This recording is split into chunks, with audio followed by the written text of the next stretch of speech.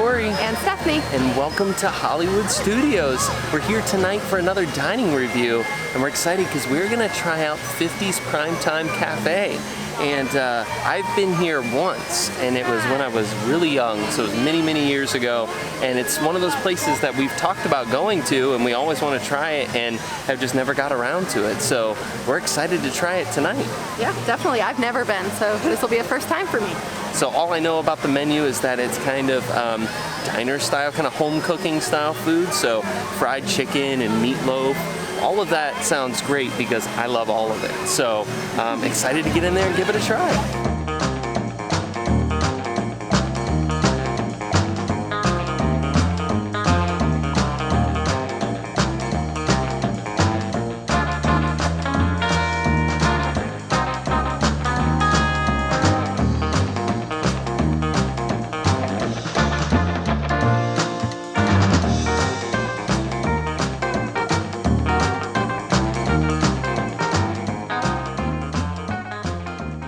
So while we're waiting for our table to be ready, we're hanging out here in the lounge at 50's Primetime. And I figured it'd be a good time to just check out the menu. And look at this, right at the top of the menu, the peanut butter and jelly milkshake. That sounds like a great way to start off dinner. And then here's some other non-alcoholic drinks.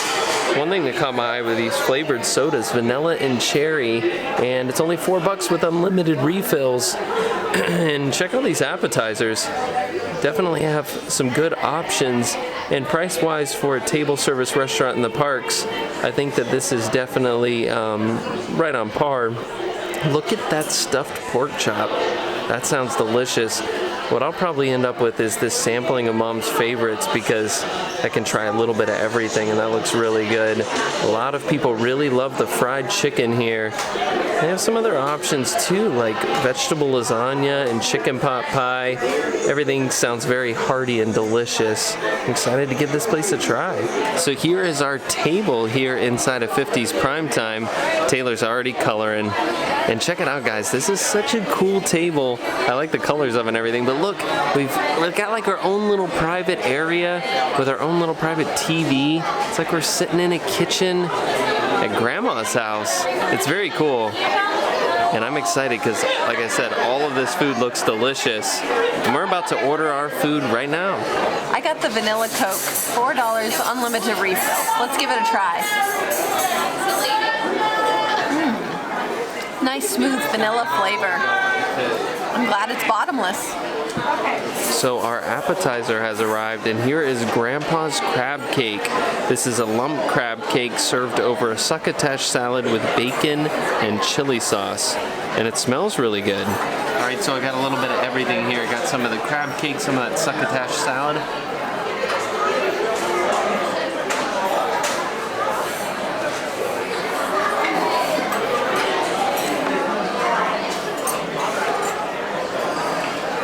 The flavor of the crab cake itself is really good. It definitely has a great fresh crab flavor.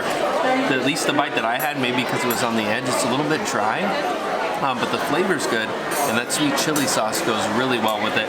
As far as the succotash goes, there's not much of it, and I don't know, it really just has the flavor of the chili sauce, so I'm not sure, beyond that what it's supposed to taste like. So here is my entree, and I got the sampling of Mom's favorites. So I got fried chicken, pot roast, meatloaf, mashed potatoes and gravy, and there's even some green beans and carrots over there. And this looks really good for $24. I have the Grandma's chicken pot pie. It's a creamy cheese mixture of chicken, mushroom, carrots, celery, onions, and peas, topped with a flaky pastry. $21, and this is a really good portion size.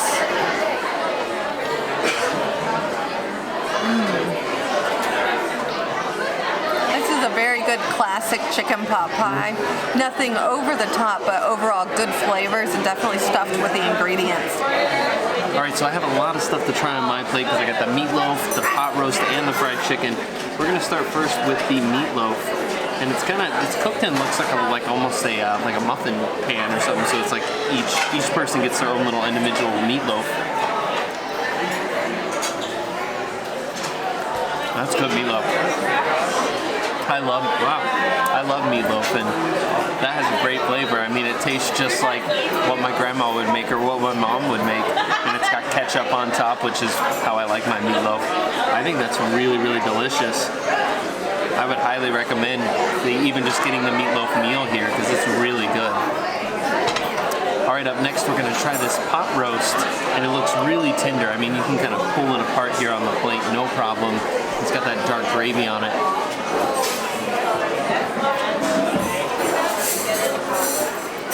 And that's good too. Wow. It tastes just like, again, like a pot roast that you would make at home in the crock pot. It's seasoned very well. It's really tender. It's got a good mix of kind of the fatty bits on it. But it's a really, really good pot roast. And that dark gravy on there, it has a really nice rich flavor too. I like that very much.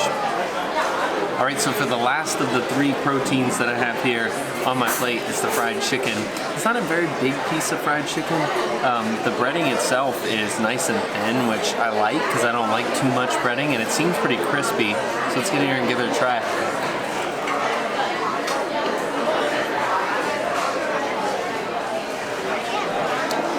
That's good fried chicken. Nice and moist, like I said, the skin and the breading is nice and crispy, really thin, which is great.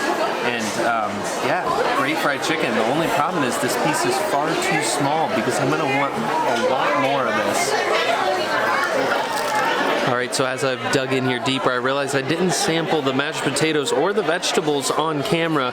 These mashed potatoes with the gravy are delicious, and the green beans and carrots over here, they're seasoned very well. Nice chunks of fresh garlic, and the green beans are fresh. They have a nice crunch to them.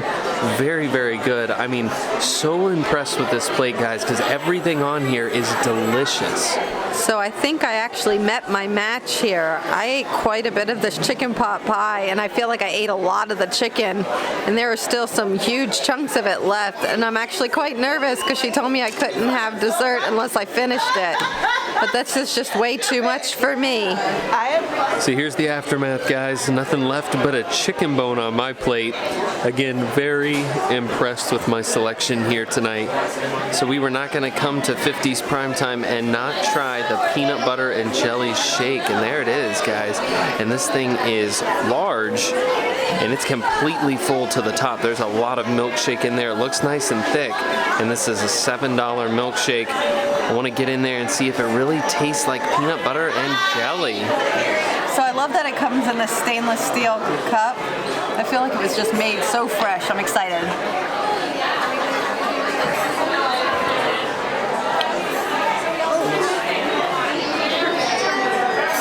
That's surprisingly good. I didn't think I was going to like it because I'm not huge on just a peanut butter and jelly like sandwich.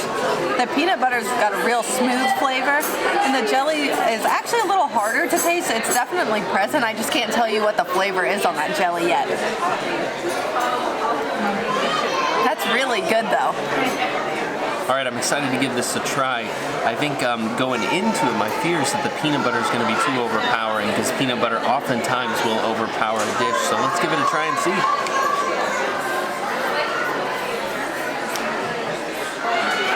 Wow.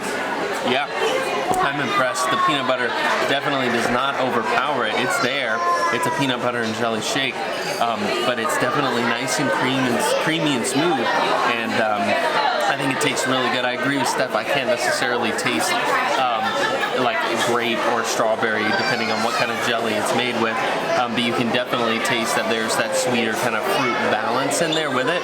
I think this is a really good milkshake, and it's huge. And the thickness is perfect. It's not too thick. It's definitely not thin at all. Great milkshake here at 50's Primetime. Okay, so that was dinner at 50's Primetime Cafe here in Hollywood Studios, and I was very, very impressed. How about you? I was too. I was a little nervous when we got the appetizer just because it wasn't over the top, It was good crab flavor, but nothing to write home about. But then my entree, the chicken pot pie, very, very good. I love the flakiness. It was definitely filled very well. The chicken was super tender and everything was cooked nicely. So I liked it. Yeah. And when trying his, everything on his plate was perfect. I had a plate just covered in deliciousness. That fried chicken was so good. The pot roast, so tender and delicious, and the meatloaf had such great flavor. I mean, I can't, as I was trying them all and I was going, man, this is delicious, this is delicious. I'm like, no one's gonna believe that everything on this plate is as good as it is, but it is. It's really, really good. Even the sides, the green beans were sauteed perfect. They had that nice crisp to them, the fresh garlic, really, really good. And the mashed potatoes and gravy. The mashed potatoes, for the most part, were pretty creamy, but they did have a couple lumps in them, which is, I like lumpy mashed potatoes. Everything was good, and finishing it off with that peanut butter and jelly shake. Yeah, it was good. By the end of it, I was guessing that it was grape jelly, just because that's more of the popular choice, and we did ask, and it is grape jelly. Yeah, it was interesting. She was saying they actually cooked the peanut butter and the grape jelly down together in a pot, and then they use that to make the milkshakes with it. It is so delicious, and it was really big. We finished it off. And I think I could probably polish one off on my own, but I definitely should not. But it was really good here at 50's Primetime Cafe. I'd highly recommend this place.